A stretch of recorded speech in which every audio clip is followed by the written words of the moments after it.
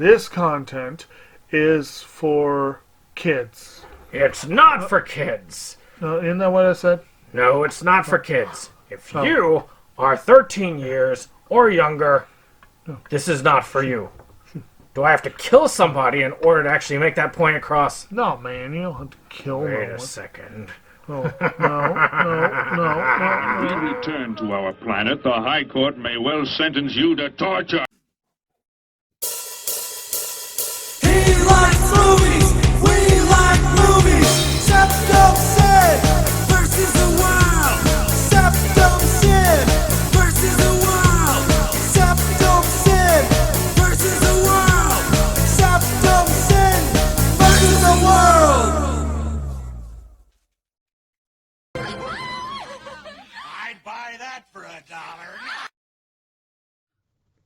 Greetings! You're watching Septum Sin vs. the World. I'm Septum Sin. Today I thought I would do something fun. I'd do a tier list ranking every horror game I have ever beaten.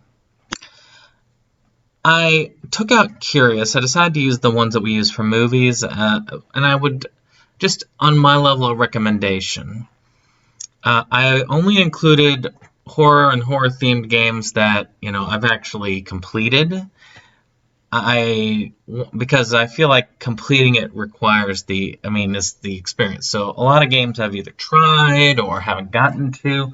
They're not on this list yet, but eventually I'm probably going to keep adding. So I'm going to show in the priority, which I think, you should get this and play this like right away. Yes, Please. Very good game, very solid game. Meh, it was alright. And hell no, don't ever play this. Ever. Alright, so let's start with Alice, The Madness Begins. I had never played American Mcgee's Alice before. I played it on the PlayStation 3 originally, and this is what they all appear as, is how I played them originally. And I really love the art design on this game. You play as Alice. She's going through some major shit, where she is. You see her go through a lot of psychological torment, a lot of problems, and you see how they resolve themselves by her kind of retreating into Wonderland. The platforming and combat, they've been honed pretty darn well. It still holds up very good. You can get it on the Xbox now. You can actually go, even if you have an Xbox One or a Series X, you can get those and have them. You don't need a PS3 to play them. I recommend it. I still have my copy of the PS3 version I have. It's just, to me, it's a great game. Is it a priority game? No, not really, but I do feel it's a pretty fun game overall. So I'm going to skip over to American Mcgee's Alice, which I've also played on the PlayStation 3, but they only had the PC box. The art design is fantastic. I'm not going to lie, it is fantastic. But this game is hard as nails. The controls are awkward. They're not tight in the slightest. And this brings a lot of extra problems. A lot of extra baggage. It was an exercise in frustration. I'm glad I played it once, but I never plan on playing it again. I don't mind having it downloaded on my machine, but I'm probably not ever going to play it. So this is more of a meh title. If you're not, unless you are like super curious about this from playing something like it, if you want to dive into American Mcgee's Alice, go here. Don't go here. Alright, Alone in the Dark, New Nightmare. Really good game. Probably the best game in the Alone in the Dark series. I've played most of the Alone in the Dark games, but I have only beaten one. And this one has that kind of eldritch horror quality to it. You're playing one of these two characters, and you're going to this kind of haunted mansion. You're tackling shadow demons. It's a really cool concept. I really like the game. I think it's worth checking out. So why don't we put that in the yes please category, because again, it hasn't necessarily held up graphically, but it's still a decent game, and if you haven't played it, you probably should check it out. It's there. Bioshock. Bioshock is an excellent first-person shooter game. It has a lot of horror elements. You're in this underground city of Rapture, which is this like dystopian paradise that this person has made, the ultimate I guess capitalist city or whatnot, and things have gone very wrong here. So you're trying to unravel these mysteries and maybe even escape. I think it's a really well done game. It's probably one of the best first-person shooters I have played, and amazing atmosphere. I come back to it on a regular. Though I first played it and beat it on the PlayStation 3, I would say this one is my first priority. Everyone should play it. Stop what you're doing, play it right now if you haven't played it. Bioshock 2, you get to play as one of the big daddies, which is pictured here. Or here is kind of awakened Big Daddy. It's alright. It's reasonably fun. I think I'm going to put it as a low yes please, because it's a decent game. I would come back to it. Whereas meh is kind of like, one and done necessarily. So out of all the Castlevania games, I've only beaten 2 of them, and the first one is Simon's Quest. I figured this out with the help of Nintendo Power. It is kind of obtuse, but I do love the RPG elements, the adventure elements. I think they did a lot of cool stuff to it, and unfortunately the secrets make it harder, but I still love returning to it again and again, saving up money, purchasing the weapons, building levels, gathering the parts of Dracula, and eventually taking him out. Despite what the angry video game nerd says, I would consider this a yes please. Do I feel like you need to get it right away? Probably not. Does it hold up? Maybe nostalgia helps. So I just have to kind of leave it there. Castlevania 4, in my opinion, is the best of the traditional Castlevania games. I love this game. It is very well balanced. It's not uber hard like a lot of the games are in the series. It has the right amount of challenge. It has some pretty kick-ass music. It's probably one of the most solid platforms on the system. Probably one of the best Super Nintendo games out there. Not the best, but one of the top ones. It's a priority. If you play a Castlevania game, you need to play this one. Alright, Cold Fear. It's a PlayStation 2 game, another Resident Evil clone, and a damn good one at that. You are called out to this cargo ship where you find this strange drug has kind of turned these people into creatures, and you gotta survive. You gotta take it out. I really liked it. It was very solid. It was very enjoyable. It's kind of hard to find, but it is one that I think people should play. If you come across this, pick it up. Trust me, it's worth it. So Dead Space. I beat this one recently. Technically, I played it on the Xbox One, but, it's an Xbox 360 title.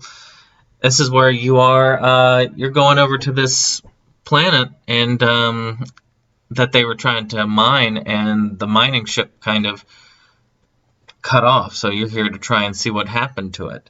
And there are these creatures called the necromorphs that form from the dead bodies, and you got to survive in the various levels of the ship. It's not super hard, but it's not super easy too, and the atmosphere is spectacular. This one is one of those that's a must-play. It should be. I've been going through it again. I need to play the others in the series. It is something I plan on doing in the future. Echo Knight. Echo Knight's a PlayStation 1 game. It's a basic kind of first-person horror. It's got a lot of puzzle-solving elements. It is an okay game. It does not hold up. The movement is very clunky. It's got a nice story, maybe worth one playthrough, but I really can't see ever returning to it. So I'll put that here in the meh category. Eternal Darkness, one of the best GameCube games, period. It is an amazing game. It is a Lovecraftian horror, and it is Lovecraftian horror done right. It's got a Resident Evil style, so it's a Resident Evil type clone. You've got these madness effects that really screw with you. Graphically, it's not held up to the best, but to me, a game that has had a lot of replay value, it needs to be brought out to current systems. They need to do a remaster of it. It's sad that Silicon Knights went under because we were hoping for a sequel. This is a must-play. It is one of the best survival horror games ever made. And one day I'm hoping it gets an upgrade graphically. The Evil Within. A lot of people rag on The Evil Within, saying it's just there's nothing new about it. But it's kind of like if Silent Hill and Resident Evil had a baby together. It's got a lot of the creepy atmosphere of Silent Hill, but it's very combat-focused like Resident Evil. I think it's a really well-done game. It's got some really good scares. It's a solid third-person survival horror game. Very solid. Not the best of the best, but darned if it's not worth playing. I've heard the second one's even better. I just haven't gotten to it. House of the Dead 2 and 3, amazing shooters. On the Wii, it was great. I think they should bring this collection over to the Switch. They could use the Joy-Cons for this, and it would be spectacular. I thought about trying to download it on the PlayStation 3, but I had the Move controllers, so no. But it is extremely fun. I love coming back to it again and again and again. It's just extremely fun games. Priority. If you've got a Wii, get this. This one, Overkill, House of the Dead Overkill, is more the same. I don't feel like it's as good as 2 or 3, but still pretty high up there. Really fun zombie shooter. Great arcade shooter. Last of Us. I love the remastered. That's probably there, and it has one of the most spectacular stories in survival horror gaming. I don't care as much for the combat system and all that. The game mechanics itself are a little bit clunky. They can cause some issues. I really haven't had the desire to play it over again. Once you get through the story once, it's kind of... I just don't feel like the incentive to go back to it. So though most people would probably put it on priority, must play, I think it's on the edge more because there's not a lot of replayability on it. But I do feel like it's up there, so I'm going to put it here. I do think people should play it once. I just don't think it is necessarily a multiplayer thing. Layers of Fear, excellent game. A haunted house simulator. Multiple ways of doing it, minor puzzle solving. In general, a fairly fun game. I think it's worth the person's time to check it out. At least once. I played it a second time, probably the best of them. The second game I haven't really been able to beat because it just doesn't grab me as much.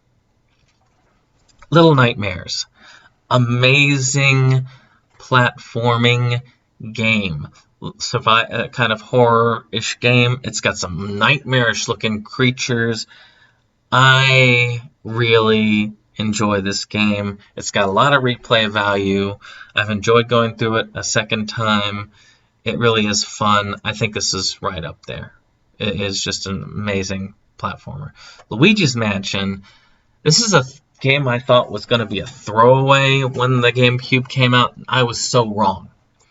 This game has also been ported to the 3DS. We should hope it gets a Switch port. Just like I'd like to see its sequel, Dark Moon, get a Switch port.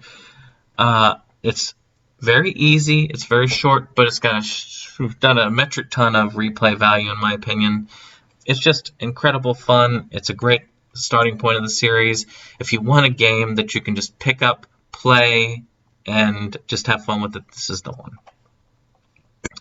Maniac Mansion. What can I say? It's a favorite. I like the PC port. I've beaten it on PC. I first played it on Nintendo. That's why I've got the Nintendo cover here. And it is worth your time if you haven't played it. you should. It's just a fun point-and-click adventure game. There's multiple endings, tons of replay value, wacky story. It's just incredible fun. This is a must-play. Medium, the first exclusive Xbox Series X game that I play. And it utilizes this system to where you are playing in the spirit world and the real world at the same time, and it really requires a lot of processing power. Graphically, it's okay. And the story is very creepy. Again, it's one of those games that I really haven't had any desire to play through a second time, but it's on Game Pass, so hey, I was able to just do it. I don't have any desire to return. I got the story. It was really good. It's well worth one playthrough, so I'm going to put it here. I think this is definitely going to be it's worth at least one playthrough, maybe some replayability, but I think this is more of a combination of, this is a must play and awesome replayability. This can be a must play or have good replayability and be a good game, but maybe if it's not necessarily a combination of the both there. Monster Party on NES. NES, I kind of like pushed the envelope a little bit. This one's a lot of fun. It really is. It's wacky, it's strange. It's a fun like combat platformer. Some of the levels can get annoying at times, but it is fun. I love coming back to it on my little emulator. It is just, in general, good fun. I'll put it as a yes, please. You should play it. It's good. Onimusha. Onimusha was the Samurai Resident Evil game. Really awesome game. They ported it to the PS4, and it's worth grabbing for $20. I played it again. It's a quick playthrough. It's got some fun unlockables, and in general, it's just a fun and enjoyable game. I will put it right here. I don't think it's a must, but it is one that's up there. I think that if you play it and you like Resident Evil, you won't regret it. Parasite Eve. Parasite Eve is an amazing survival horror RPG. It's got a great story. I got the movie, I read the book. I was like all into Parasite Eve. I love the customization. The only drawback to this game is the movement. The movement is slow as freaking molasses. But because I really consider it having high replayability, it's very close to it's almost to the must get, but much like Alone in the Dark, it doesn't hold up. It needs a remake. It needs a full-on remake. I think that the Final Fantasy battle system, the Final Fantasy VII battle system, would work well in this. Because it's very similar. It's a very similar system. Parasite Eve 2, also, yes please. It's more survival horror battle system. A lot of people don't like it as good. I don't care as much for it as this. I think that the old battle system was fine. You didn't need to change it. But still, it's an extremely solid survival horror RPG game. Resident Evil 0. This is on the GameCube. They brought this out finally. They were going to do it on the 64, but they decided nah. So this one you play as Rebecca Chambers, and you're sidled with this criminal that's there, and you're trying to escape the mansion. You're playing the events that precede the first Resident Evil. It's still a very fun game. The item management and the kind of weird awkwardness of having the two people, I think there's a lot of imagination there, but that item management brings it down. It makes it hard for me to replay it. I did replay it not too long ago, and graphically it holds up well. It's just gameplay value. It could certainly benefit for some more work to it, so it's a yes please and not a priority. Resident Evil 2 is a priority game. It is one of the best Resident Evils ever created. It's got amazing replay value. You're like Leon, first introduction of Leon and Claire, and he's going to Raccoon City. and you are trapped in the police station trying to find a way out. It is just a spectacular game, very well done, hours and hours of fun. Even to this day, yes, graphically it's not as solid, but as far as I'm concerned, they still hold up remarkably well, considering it's PlayStation 1 polygons. Resident Evil 4 is a darn near perfect game when it comes to survival horror. Graphically still holds up. Control-wise, it could definitely use a little bit of an update. They are doing an update on it. We'll see how it goes. It's very well done. I'm not sure it needed much of an update, if any at all. I would prefer another title on this list get an update, and we'll talk about that in a bit. But yes, it is a priority game in the system. Resident Evil 5 is kind of more of the same from 4. It adds a second player mechanic. It's still about on par action-y wise, but there are a lot more set pieces. It's not as good, but it is still reasonably fun. It's that Resident Evil game that you go, yeah, it's fairly good. And it's fun to replay some of the levels and do this, but it feels more like an arcade shooter than it does a horror game. 6 is the same. A lot of people rag on 6, but Leon's story in 6 is really good. I think that they did an excellent job with that. It's fun to play with a friend. It is a beautiful game. I played it on the PlayStation 3. You know, it's there. So, let me do a real quick recap as to where to get some of these. Bioshock, you can get those on current systems in the remastered collection. Castlevania 4 is on the Switch if you buy the online. Dead Space, get it on Xbox. Actually, it's on Game Pass. But the EA plays. Eternal Darkness, you gotta have a GameCube. This, you gotta either play it in the arcade, you can download it on the PlayStation 3 for now. But otherwise, if you didn't have it for the Wii, you're kind of screwed. Little Nightmares, on current systems, on PS4, it's available. On Switch. Luigi's Mansion, GameCube, or 3DS. Maniac Mansion, you can find it on PC, get Day of the Tentacle, and it'll come with this, which you can get on many systems and PC. Resident Evil 2 is playable on a lot of systems, but not current-gen systems. 4, playable on current-gen systems. Alice is playable on the Xbox through their backwards compatibility. This one, Alone in the Dark, New Nightmare, PlayStation 3, right now you can download. PlayStation 1, I think there's, I can't think of any other ones. I mean, Dreamcast, Bioshock 2 is the same with that. Simon's Quest is available in the Castlevania collection, and also Castlevania collection and the and available for online stuff. Cold Fear, PlayStation 2 PC port, if you can find it. It's worth checking out. Evil Within, PlayStation 3, PlayStation 4, and now Xbox, thanks to the Bethesda thing. Now, House Dead Overkill, Wii only. Last of Us, PS3, PS4, Medium, Xbox, Series X only. Layers of Fear, PS4, PS5 if you have it.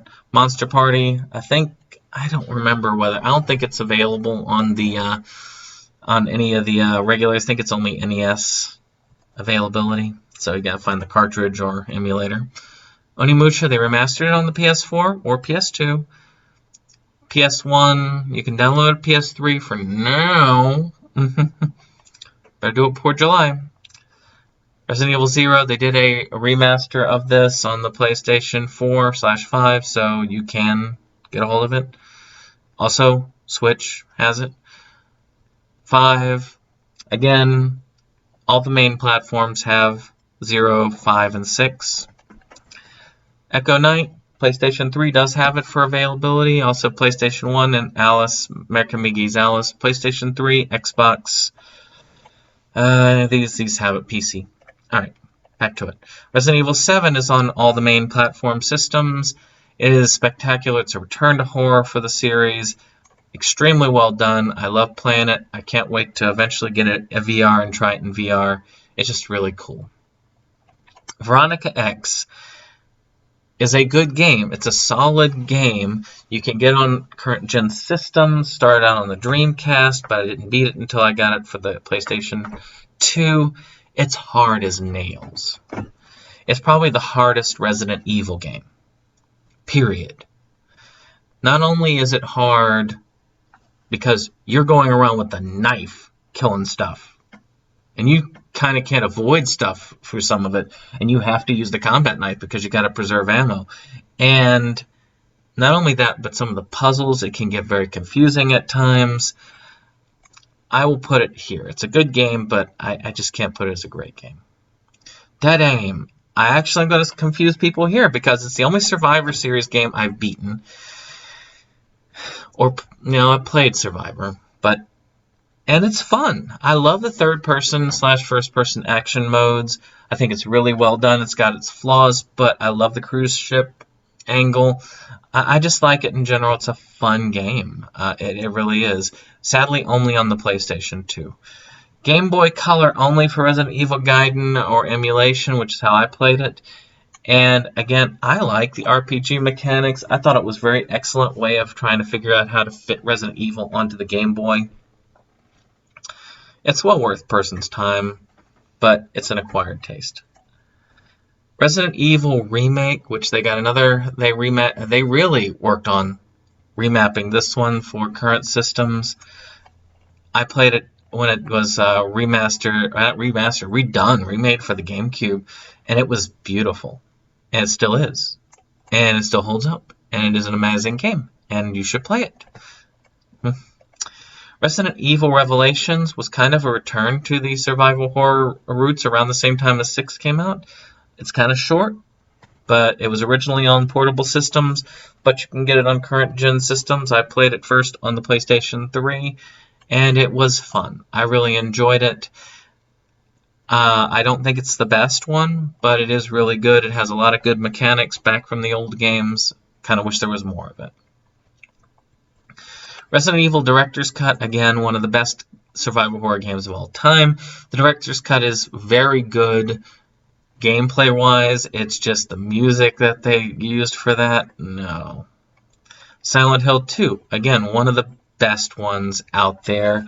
The best versions are actually, I think the best version, I played on a PlayStation 2 originally, but the original Xbox version is probably the best version if you can get it, because it has all the extra content. Don't get the remastered collection like I did, but, it's worth having. 3, again, I think it's also a spectacular game. You should play it. It follows in the lines of the storyline, whereas this one kind of goes off. Also played on PlayStation 2, best system for it. 4, The Room, I've got it on Xbox. They really need to port it to current systems. It is a really good game. They did some imagination to it. They revamped it. It wasn't a Silent Hill game, but it is a solid survival horror game. Silent Hill Shattered Memories is on different systems, but it's not on current gens. I played it on the Wii, and I thought that it did a great job of retelling the story in a different way. I thought it was kind of tough. I mean, it really was, but they kind of balanced the intensity. I am of two minds. I think it's worth playing, but I'm not sure how much replay value it has. Silent Hill, best survival horror game, one of the best survival horror games of all time. PlayStation 3 for now. You can download digitally. It needs to be remade in the veins of the Silent Hill 2, means Resident Evil 2 remake, which I kind of sort of beat, but I don't know if I can count it as that. So, Suffering Ties That Bind. It's okay. It's a decent horror action game. Alright, The Suffering. Right up here. Unfortunately, you can only get on Xbox, PlayStation 2. These are the only ones that do this. It is backwards compatible, thank God. It's worth it. It is freaking amazing. You're in a prison. You're playing a guy who's about to be convicted. You can play this in multiple ways. You can play it as a good guy. You can play it as a bad guy. You can play straight down the middle. Lots of replay value. a crap ton of fun. Still holds up somewhat graphically today. You should check this out. Reason to have an Xbox. Until Dawn, really well done game. It's like you're playing an interactive horror movie, essentially. A lot of QuickTime events, don't like QuickTime events. But still fairly good, fairly solid. Was one of the main reasons I wanted a PlayStation 4, because it was an exclusive, still is. I guess 5 has it now, you know. Walking Dead Survival Instinct, hell no. Screw that. Nuh-uh. Don't buy this. Don't buy it ever. Terrible game. My wife we were both fans of The Walking Dead. She really wanted this game. You play Daryl's backstory. It's not worth the backstory. It's very clunky. Design is bad. In general, I didn't have fun playing it really all that much. It's just a bad game. Stay away. Thank goodness it did not get ported to the PlayStation 4. Well, that's our list. I hope you've enjoyed it. If you did, click that like button, hit subscribe, and share. But the best of all is, we'll see you on the next one. Goodbye.